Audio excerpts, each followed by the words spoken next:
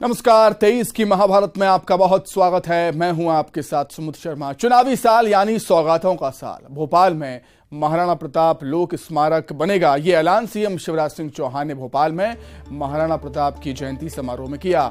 CM ने कहा, महाराणा प्रताप चेतक और उनके साथ सहयोगियों के कामों को चित्रित किया जाएगा। साथ ही सामाजिक कल्याण के लिए महाराणा प्रताप बोर्ड भी बनेगा। महाराणा प्रताप को आने वाली पीढ़ियां पढ़ पाएं, इसके लिए पाठ्य पुस्तकों में वीरताओं की कहानी पढ़ाई जाएंगी। आज इसी गौरव की अनुभूति पर हम यहाँ पर प्राकट्य कर रहे हैं उनकी प्राकृतिक वैभवशाली गौरवशाली राष्ट्र के निर्माण के प्रतीक उनको आने वाली पीढ़ियां ढंग से पढ़ पाए। इसलिए पाठ्य पुस्तकों में भी शूरता की और वीरता की शौर्य और वीरता की कहानियां पढ़ाई ही जाएंगी। ऐसे राणा प्रताप जी के स्मारक राणा प्रताप लोक का मध्य प्रदेश की राजधानी भोपाल में निर्माण किया जाएगा। कर्नाटक चुनाव में करारी हार के बाद मध्य प्रदेश में भी बीजेपी फूंक फूंक कर कदम रख रही है। चुनावी साल है तो जाहिर है कि वरिष्ठ नेताओं की नाराजगी चुनाव में भारी ना पड़ जाए, इसके लिए इंदौर बीजेपी ने एक नई गाइडलाइन जारी की है। इस नई गाइडलाइन में बीजेपी के हर मंच पर पुराने नेताओं को बैठाने और उन्हें पूरा सम्मान देने के निर्देश जारी किए गए।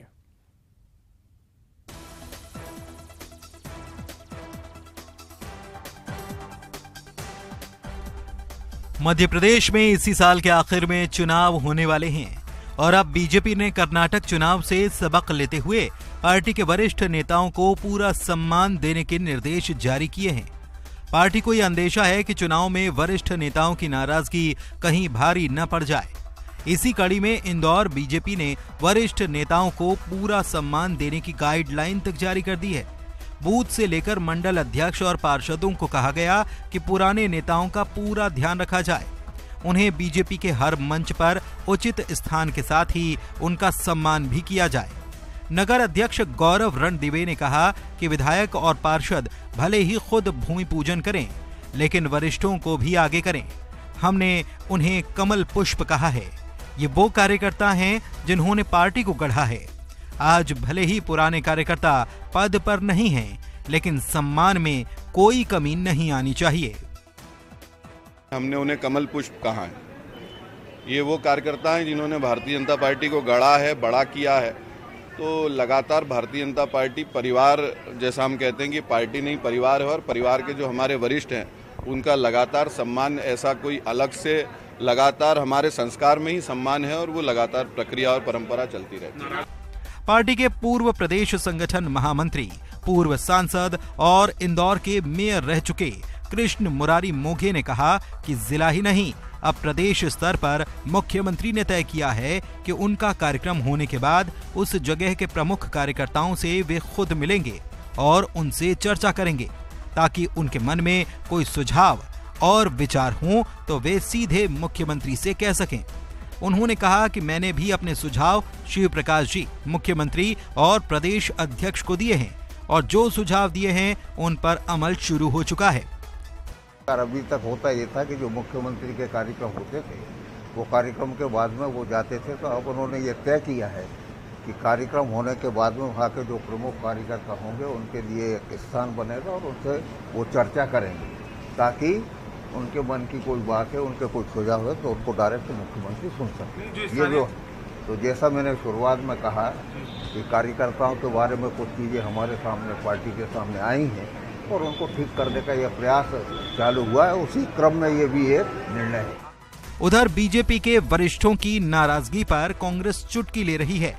कांग्रेस के प्रदेश प्रवक्ता नीलाभ शुक्ला कहते हैं कि वरिष्ठ नेताओं के सम्मान की परंपरा तो बीजेपी में कब की खत्म हो चुकी है। अब क्या हो रहा है, इन चुनाव के वक्त जब इन्हें लग रहा है कि पार्टी के वरिष्ठ नेता नाराज हैं और पार्टी में खासी भगदड़ मच चुकी है, तो ये वरिष्ठ नेताओं को एक लॉलीपॉप देकर मंच पर बिठाकर सिर्फ शाल श्रीफल देकर उन्हें फिर इतिश्री कर रहे हैं। कुल मिला के राजनीतिक ड्रामेबाजी, नोटंकी कर रहे हैं। कहीं भी इनके अंदर वरिष्ठों को लेकर सम्मान नहीं है। कर्नाटक चुनाव में करारी हार के बाद बीजेपी के कार्यकर्ताओं का मनोबल कहीं न कहीं कम जरूर हुआ है। वहीं बीजेपी के पुराने नेता रही सही कसर पूरी कर रहे हैं। ऐसे में पार्टी पसोपेश में है। हालांकि सत्यनारायण सत्तन और भंवर सिंह शेखावत से सीएम ने भोपाल बुलाकर खुद बातचीत की है, लेकिन अब भी कई नेता ऐसे हैं जो अपनी उपेक्षा से नाराज हैं। ऐसे में देखना दिलचस्प होगा कि बीजेपी इन्हें मनाने में किस हद तक कामयाब होती है। इंदौर से अरुण कुमार त्रिवेदी के साथ ब्यूरो रिपोर्ट, न्यूज़ 18। तो इसी पर अधिक चर्चा करने के लिए सीधे हम इंदौर का रुख कर लेते हैं। सहयोगी अरुण त्रिवेदी हमारे साथ जुड़ गए हैं लाइव। अरुण, कर्नाटक चुनाव के बाद बीजेपी ने कहा था कि कर्नाटक चुनाव से सीखेंगे और आगे बढ़ेंगे, वैसा नजर भी आता है और एक नई गाइडलाइन जारी की है बीजेपी की।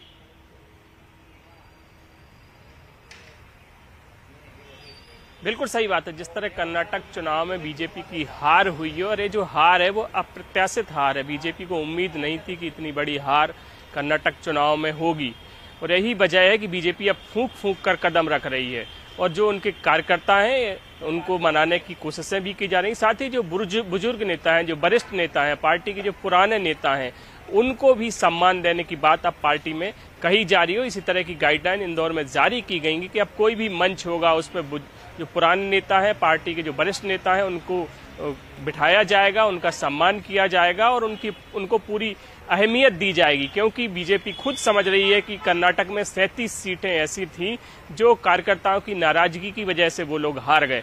अगर वो कार्यकर्ता नाराज नहीं होते तो वो सीटें वो जीत सकते थे, क्योंकि बहुत ही कम मार्जिन से वो सीटें हारे हैं। ऐसे में बीजेपी में मंथन जारी है और इसी कड़ी में ये गाइडलाइन जारी हुई है। कोई भी विधायक, पार्षद, कोई भी भूमि पूजन करेगा, उद्घाटन करेगा, शिलान्यास करेगा, तो उसमें बुजुर्गों को पूरी, पुराने जो वरिष्ठ नेताओं हैं उनको पूरी अहमियत दी जाएगी। भले ही उनसे उद्घाटन न कराया जाए, लेकिन उनका सम्मान का पूरा ध्यान रखा जाएगा। इस तरह की गाइडलाइंस मंडल अध्यक्षों से लेकर बूथ स्तर से लेकर पार्षदों तक को जारी की गई हैं कि अपने अपने क्षेत्र के जो वरिष्ठ नेता हैं उनका पूरा ख्याल रखा जाए, क्योंकि जो शहर नगर के जो अध्यक्ष हैं गौरव रणदेवी, उनका कहना है कि ये हमारे पुष्प कमल है और हमको इनका सम्मान रखने का पूरा ख्याल हम लोगों के द्वारा रखा जाएगा, क्योंकि 30 तारीख से तमाम पार्टी के आयोजन और अभियान चलने वाले हैं। उसमें इन वरिष्ठ नेताओं को पूरी तवज्जो दी जाएगी, जिससे उनकी नाराजगी को कम किया जा सके। और मध्य प्रदेश में जो आगामी विधानसभा चुनाव है उसमें बीजेपी पूरे दमखम के साथ खड़ी हो और इस चुनाव में इन जो वरिष्ठ नेता हैं उनका भी पूरा सहयोग मिल सके। जी अरुण, बहुत शुक्रिया तमाम जानकारी के लिए, बहुत धन्यवाद। आगे बढ़ते हैं। 28 मई को देश के नए संसद भवन का शुभारंभ होना है, लेकिन उससे पहले सियासत भी शुरू हो गई। छत्तीसगढ़ के वरिष्ठ आदिवासी और कांग्रेस नेता नंद कुमार साय ने पीएम मोदी को पत्र लिखा। उन्होंने अपने पत्र में कहा कि संसद भवन का उद्घाटन राष्ट्रपति से करवाना चाहिए, क्योंकि राष्ट्रपति द्रौपदी मुर्मू देश की संवैधानिक प्रमुख हैं। इसीलिए नए संसद भवन का उद्घाटन राष्ट्रपति से कराएं तो अच्छा होगा।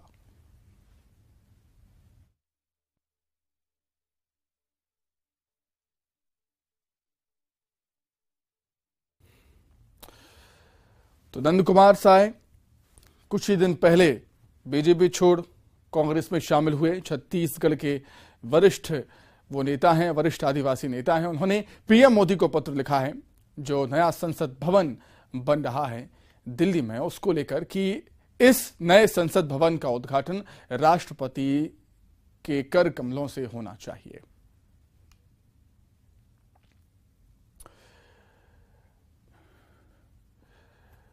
वहीं कर्नाटक जीत के बाद कांग्रेस समझ चुकी है कि अगर मध्य प्रदेश की सत्ता में वापसी करनी है तो मुद्दे ऐसे उठाने होंगे जिससे जनता के बीच भुनाया जा सके। ऐसे में कांग्रेस एक बार फिर मध्य प्रदेश के विधानसभा चुनाव से पहले आरक्षण और जातिगत जनगणना के मुद्दे को लेकर सरकार को घेरने की तैयारी में, ताकि आगामी चुनाव में इसी मुद्दे के साथ जनता के बीच जाया जा सके।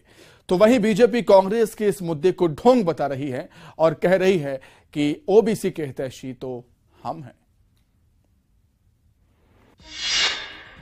मध्य प्रदेश फतह करने की तैयारी, गरमाएगा ओबीसी का मुद्दा। आरक्षण पर सरकार को घेरने की तैयारी में विपक्ष। क्या बीजेपी के किले में सेंध लगा पाएगी कांग्रेस? जातियों के इर्द गिर्द घूमेगी सियासत। कर्नाटक में जाति जनगणना का मुद्दा उठाकर कांग्रेस बीजेपी के वोट बैंक में सेंध लगाने में कामयाब तो हो गई, लेकिन क्या मध्य प्रदेश में ये रणनीति काम कर पाएगी? कांग्रेस मध्य प्रदेश में इसी रणनीति को कामयाब बनाने की तैयारी में जुटी है।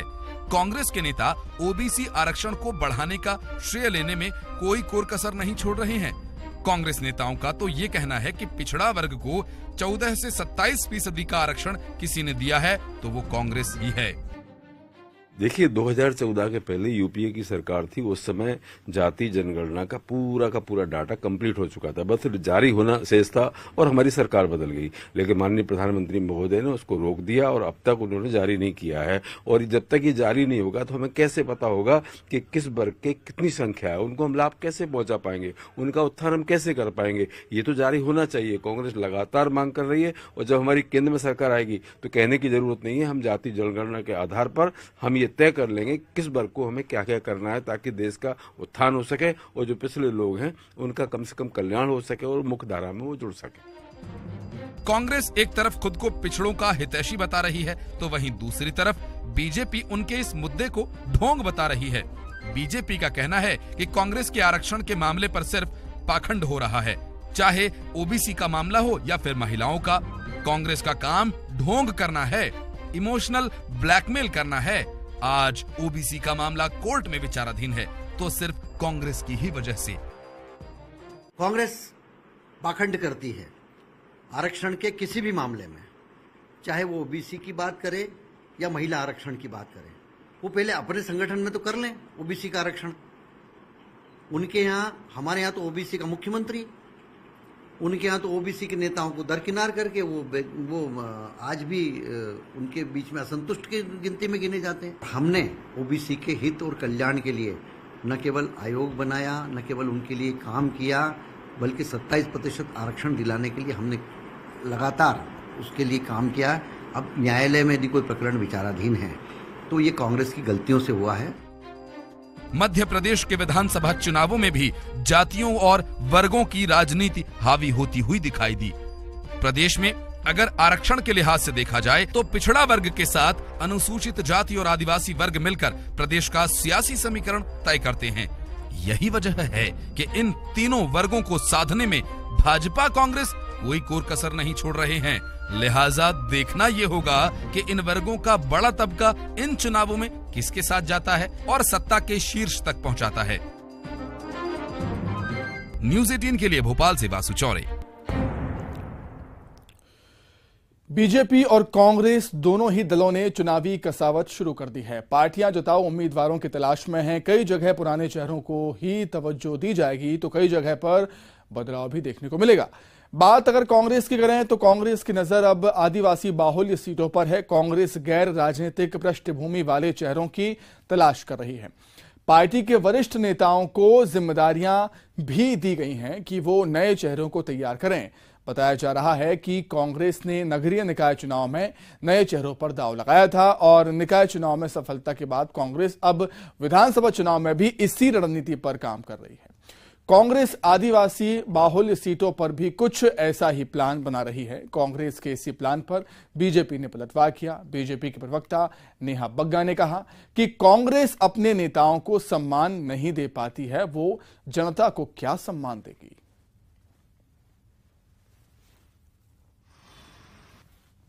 देखिए, कांग्रेस पार्टी हमेशा से नवयुवक महिलाओं को अवसर देने में विश्वास रखती है और साथ ही साफ सुथरी छवि के तमाम समाज में जो लोग हैं, प्रतिष्ठित लोग हैं, उनको भी मौका देने में विश्वास रखती है। तो टिकट अभी तो लंबा समय है, पर निश्चित ही अगर कोई ऐसे लोग टिकट मांगते हैं और उनका जनाधार है तो निश्चित ही पार्टी उस विषय में सोच विचार करेगी। मध्य प्रदेश में ये स्थितियां पूर्व में भी बन चुकी हैं। जब लोग टिकट मांग रहे थे तो उन्हें सजावटी वस्तु बता दिया गया कमलनाथ जी के द्वारा। युवाओं का टैलेंट हंट करवाया, पर जो प्रतिभाशाली थे वो केवल अखबारों की सुर्खियां बनकर रह गए, उनको संगठन में कहीं स्थान नहीं मिला। तो जिस कांग्रेस का इतिहास ये है कि जो अपने कार्यकर्ताओं को नहीं संभाल पाती, जो उन्हें सम्मान नहीं दे पाती, वो समाज के आम जन को क्या देगी। केंद्रीय मंत्री ज्योतिरादित्य सिंधिया वैश्य समाज और जैन समाज के कार्यक्रम में शामिल हुए, जहां शिवपुरी जिले के विकास को लेकर चर्चा हुई। कार्यक्रम को संबोधित करने के दौरान अंत में सिंधिया भावुक भी हो गए। उन्होंने मौजूद समाज जनों के बीच हाथ जोड़कर कहा कि मुझसे जो गलती हुई हो मुझे माफ करना। मैं शिवपुरी ही नहीं बल्कि पूरे संभाग की प्रगति के लिए अपने जीवन के अंतिम सांस तक लड़ता रहूंगा।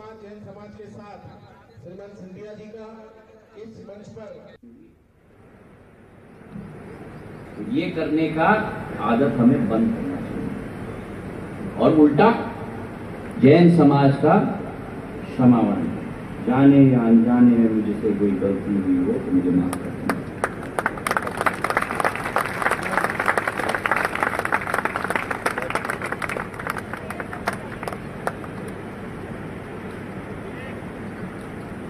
मेरा संबंध मेरे आपके साथ, मेरे भाइयों और बहनों, मेरा राजनीतिक संबंध है। ये दिल धड़कता है तो आपके लिए धड़कता है, विकास करने की सोच है तो आपके लिए। मुझसे जो गलतियां हुई हों वो माफ करना, पर ये विश्वास मैं आपको दिलाता हूं कि जैसे मैं पहले लगा था इस संभाग के लिए, केवल शिवपुरी नहीं लेकिन संपूर्ण संभाग के विकास और प्रगति के लिए मैं अपने जीवन के अंतिम सांस तक आपके लिए समर्पित रहूंगा। जय जिनेंद्र। चुनावी साल में आरोप प्रत्यारोप का दौर जारी है और लगातार हम देख रहे हैं जो राजनेता हैं एक दूसरे पर आरोप लगा रहे हैं। एक बार फिर से गृह मंत्री नरोत्तम मिश्रा ने कमलनाथ पर हमला बोला। राजीव गांधी की पुण्यतिथि को जन्मदिन बताने पर कहा कि कमलनाथ पर अब उम्र हावी है, जो घोषणाएं कर रहे हैं चुनाव आते आते भूल जाएंगे। इसके अलावा मौलाना मदनी को कांग्रेस का सलाहकार बताया। वहीं पापुआ गिनी के पीएम मोदी के पैर छूने पर कांग्रेस पर निशाना साधते हुए कहा कि देश और दल में फर्क होता है। जब पापुआ गिनी के प्रधानमंत्री नतमस्तक हो रहे थे तो पूरा देश गर्व महसूस कर रहा था, लेकिन एक कांग्रेसी ने कुछ नहीं कहा। बात नहीं है पुण्यतिथि को जयंती की, यदि साथ में ये भी कहा कि शुभ दिन है। अब आप उससे उनकी उम्र का अंदाजा समझ लो। आप उम्र का अंदाजा ऐसा हो गया है, ये 75 साल से ऊपर का। एक बार आपको ध्यान हो, वो दीपक सक्सेना की तरह दिग्विजय सिंह को जिताने की अपील कर गए थे, जो विधानसभा की कार्यवाही को बकवास कह देते हो, जो किसी महिला नेत्री को आइटम कह देते हो। अब उन पर ये उम्र हावी हो गई है और उससे ये लगता है कि जो आए दिन घोषणाएं कर रहे हैं ना, चुनाव आते आते तक सबरी घोषणा ही भूल जाएंगे। जितने भी इस तरह के मौलाना हैं जो कांग्रेस के सलाहकार हैं, वो तो स्पष्ट हो ही गया है। और कांग्रेस किनकी सलाह पे चल रही है ये भी आप देख लीजिए। कमलनाथ जी, देश और दल में फर्क होता है, कब समझोगे आप? आज जब कमलनाथ जी, पूरा देश गर्व महसूस कर रहा था जब हमारे प्रधानमंत्री जी से अमेरिका के राष्ट्रपति जी ऑटोग्राफ मांग रहे थे, जब पापुआ गिनी के प्रधानमंत्री जी नतमस्तक हो रहे थे, चरण स्पर्श कर रहे थे, तब पूरे देश का माथा गर्व से ऊंचा हो रहा था। किसी पार्टी का नहीं था, प्रधानमंत्री देश का होता है। पर एक कांग्रेसी ने कोई अच्छी प्रतिक्रिया दी हो तो बताओ। उधर कमलनाथ पर नरोत्तम मिश्रा के तंज पर कांग्रेस ने पलटवार किया है। कमलेश्वर पटेल ने कमलनाथ को युवा होने के साथ ही विजनरी भी बताया। उनसे ज्यादा वो अपने आप को नौजवान मानते हैं, पर हमने भी उनके साथ काम किया, कमलनाथ जी के साथ। हम कह सकते हैं कि हमसे भी नौजवान है, हमसे भी विजनरी है और हमसे ज्यादा वो दौड़ भाग कर सकते हैं और प्रदेश के मुख्यमंत्री बनेंगे। कमलनाथ जी के नेतृत्व में चुनाव होगा और उनकी जो एक्टिविटीज है, उनका जो विजन है, इन सब बातों से भाजपा के नेता घबराए हुए हैं। इसी के साथ ही 23 की महाभारत में फिलहाल इतना ही। नमस्कार।